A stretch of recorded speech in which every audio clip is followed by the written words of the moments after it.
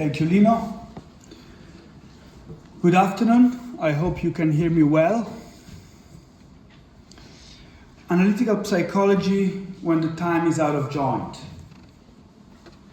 For me, having the honor to write the call for paper for this conference meant to continue the work I started when writing the call for papers for another conference that was held last year in Ljubljana, the 5th Analysis and Activism Conference. The title was, Do We Really Have the Answer?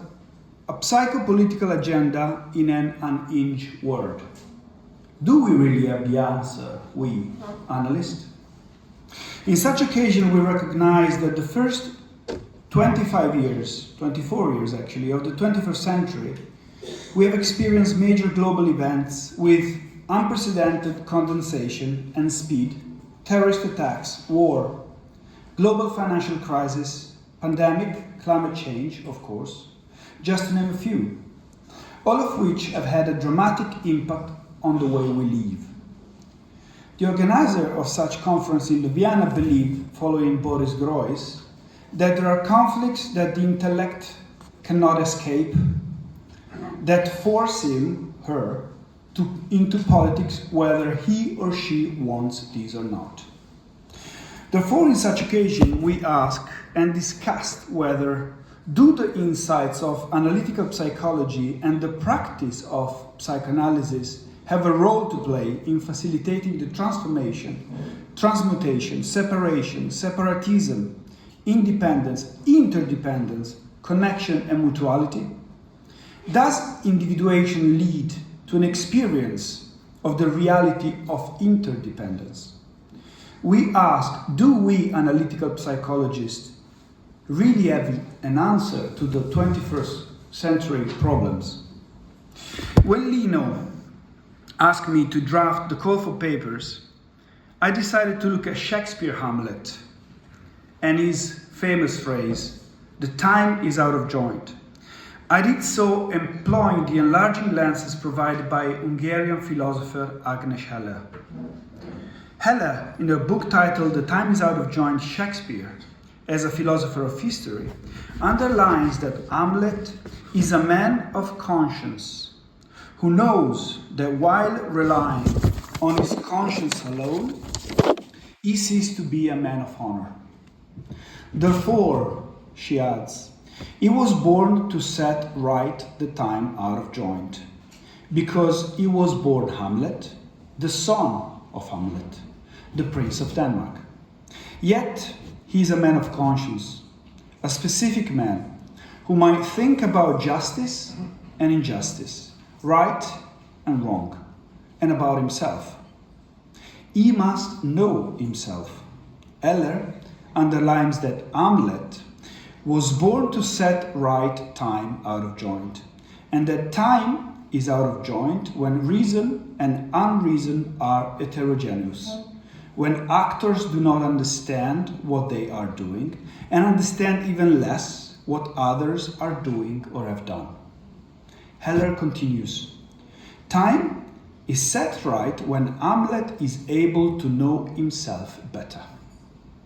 Therefore, she proposes that when Hamlet described the chaos of the soul, a chaos that everyone who ever casts a sincere glance at himself or herself recognizes himself, herself.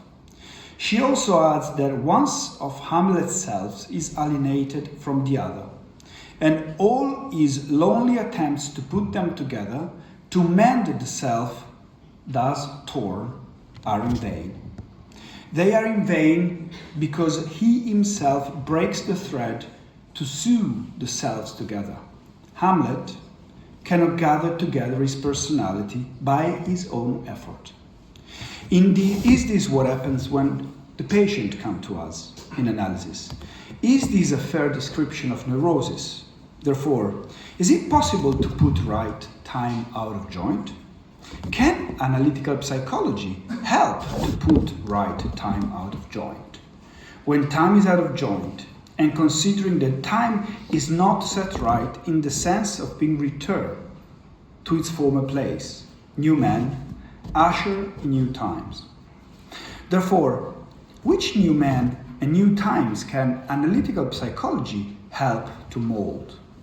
These, among others, are a few of the questions that the 2024 IAAP European Conference in Siracusa will try to answer. But please allow me to spend a couple, or a bit more, words about Agnes Heller, Hamlet, and view on Shakespeare. Heller underlined that the time is out of joint in all Shakespearean tragedies and history plays, in many of the comedies as well, in the great tragedies, and in some of the history plays. The time actually is out of joint, absolutely. One can be bored to put it right. At least one can believe that one is bored to put it right, as Hamlet and Henry VI do. Or one can willingly assume the responsibility to put it right, as Cordelia does. Yet, all these approaches will fail. For example, Shakespeare has Hamlet in the company of Horatio. Meet the clown, who of course is another philosopher, in the cemetery, to create the most proper situation for the second round of Hamlet's rumination on morality. This is a reflection utterly different from the first one. It happens during this rumination that Hamlet resigns to Providence. To Providence. There is no remaining freedom of choice, no to be or not to be, as in the first existential soliloquy. The hero subject himself to the unknown director of the world, as of a vanitum vanitatis. It seems that faith in divine providence, although it might strengthen a character moral resistance, would diminish the appetite for action and for taking initiatives altogether. One can rape fate, but one can only acquiesce the ways of providence. Although Machiavelli does not make this distinction, Shakespeare does. Even if Shakespeare's historical actors sometimes take fate as providence itself, although they're not the same. It becomes slowly, if not suddenly, obvious that Hamlet has given up the struggle, that he has entered a stage of melancholy resignation, yet is not resigned to fate, he is resigned to providence, and providence alone. Shakespearean characters are constantly inventing and reinventing themselves, although Shakespeare borrows their raw portrayal and their stories from Holinshed, Plutarch, and others. Shakespeare has them invent and reinvent themselves in the sense that he transforms individuals into multidimensional characters, into persons who are historical. Yet, these persons are also our next-door neighbors. They are, let me spell it out, ourselves. We are not Antigone, neither we are Oedipus, even if we are suffering for such complex, right? And none of us is Clytemnestra or Orestes. But we are Shakespearean heroes and heroines. Shakespeare reinvents us all as well. The time is out of joint. There is always reason and unreason in histories. Time is out of joint when reason and unreason are heterogeneous, when actors do not understand what they are doing and understand even less what others are doing or have done. Look at geopolitics right now. And this is decisive. For even if there is no full account of the why and the what for, X or Y are a martyr and not a victim, every character is branded by his acts. How far a character goes? At which point a character stops? In murder, betrayal, lying, using other, and so on, as absolute significance. For there is a point of no return. A person can invent and reinvent himself or herself. His or her character unfolds, and he or she can start again. Yet, after a point, and there is such a point in every Shakespearean tragedies, the character goes into a free fall, the acceleration. There is no return from the moment when the free fall begins.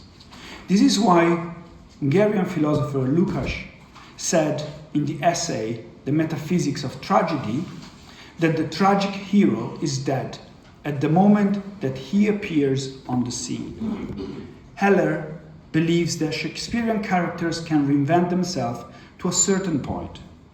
Where this point is located is the structure of the drama is another matter. It is, for example, in Macbeth and King Lear already in the first scene, but in Othello it is only in the third. Yet, when there is a point of no return, it is the beginning of the free fall. Where the acceleration of the free fall begins, tragic heroes are already dead on furlough. Shakespeare's stories are no detective stories, they are history, insofar that a spectator will never find satisfactory answer to the simple question about why a certain man or a woman becomes a murderer and another the victim. The veil is never entirely lifted. We all know that Shakespeare dramas are inexhaustible, for no interpretation is final. What is perhaps less self-evident is that we share the feeling of the hopelessness of final interpretation with the characters of the Shakespearean dramas. Shakespeare portrays men and women who act on the grounds of their beliefs and pretended beliefs. They perceive as truth what they desire to be true. This is the truth for them.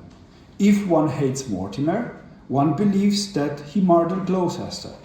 And conversely, if one surmises that he murdered Gloucester, one hates him.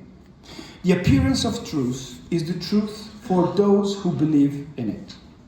Very few things can be established beyond a reasonable doubt, and nothing can be established without doubt. Hamlet is the only representative Shakespearean character who wants to have the whole truth. He does not tolerate the merger of fiction and fact. He is the exact opposite of Othello. He wants to have the truth without interpretation. He wants absolute verification. Henry reinvents himself only once. Then he develops his abilities. He becomes what he was. His dynamis becomes energia. Hamlet's double bind is far waiter. He lives in constant tension. He follows at least two masters simultaneously. He reinvents himself constantly. In fact, he reinvents himself in almost every scene prior to the cemetery scene. He surprises his mother, Ophelia, us, and himself. It is after the cemetery scene that Hamlet finally becomes a person who does not reinvent himself any longer, but subjects himself to Providence. Therefore, can we imagine Prince Hamlet in Wittenberg? Perhaps we can. But only after we remember that Hamlet studied in Wittenberg. Why Wittenberg? This is of some significance because the city of Wittenberg stands to Luther and Lutheranism. It was Luther who never ceased to speak about the internal chamber of the human soul, who never ceased to describe man as sive justus et peccator, who taught that the more one inspects one's own soul, and the more virtuous one is, the more vices, the more horrible habits, he discover hidden deep down in his character and his mind. The internal space is called. It's like a Pandora box. But this can be opened and locked up again, actually. The spectator, the audience, observes the actors on the stage and hear their voices. The contents of the internal space are not fixed once and for all. Something might suddenly appear as the essence of man that was never there in the internal rooms before. But how can something appear that was not there? Even in the form of dynamis or potentiality, something is in the constant flux in the internal rooms of Shakespearean characters. We could perhaps speak of Husserl's, of a halted stream of consciousness whose appearance is caused repeatedly by acts of intentionality. The internal space manifests itself in action, but one cannot know for sure whether or not it is an authentic manifestation, whether action masks or unmasks the actor. Sometimes not even the actor can be sure. But there are moments when he or she seems to be sure, perhaps sure about uncertainty. This happens in the festive moments when the actor, the character, discloses himself, herself to the audience. Thus this also happens when patients disclose themselves to us, analysts. Keeping all in mind, I wish you all a rich conference. Please do not sit back. Please do not relax. Please do dare to participate, to manifest yourself and speak up, discuss, disagree, and enjoy. Thank you very much.